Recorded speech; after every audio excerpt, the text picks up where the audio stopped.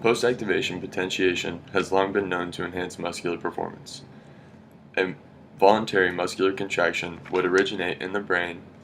Um, an action potential would travel down the spine to the interneuron, which would then send the action potential further down into the postganglionic neuron in the effector muscle. By repeatedly using this, it makes the action potentials easier to form and makes the process quicker. We've studied this in class.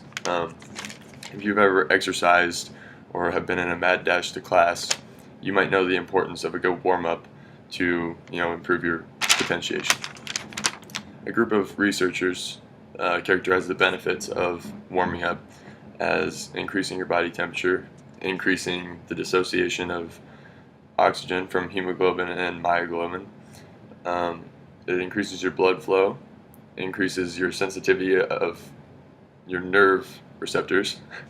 It also increases the speed of your nerve impulses, and this kind of interested us and kind of directed our study a little bit.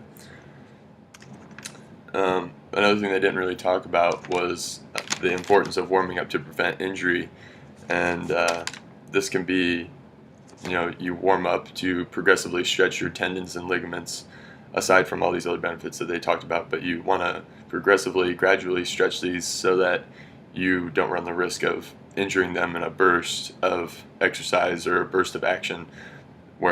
So if you sprint without stretching, you run the risk of tearing or straining the muscles that you use. So that's one of the other reasons why we warm up. Another thing that we need to take into effect when we're warming up is the fascia, or the connective tissue that surrounds the muscle. It can become restrictive from overuse or inactivity or trauma. And if you think about it like putting on a pair of skinny jeans, the first time you put them on out of the wash, they're going to be really tight. It's going to be hard to put them on.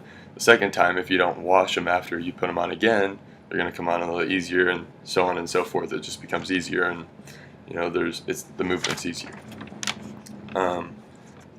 So there are many types of warm-ups. There's static stretching without moving. There's dynamic stretching where you kind of use momentum to warm up and stretch your muscles, but you're not just sitting there at rest. Your body's not at rest. You're constantly moving. Some people prefer a jog or a fast-paced walk to kind of get the blood flowing and activate all the muscles and get everything moving around.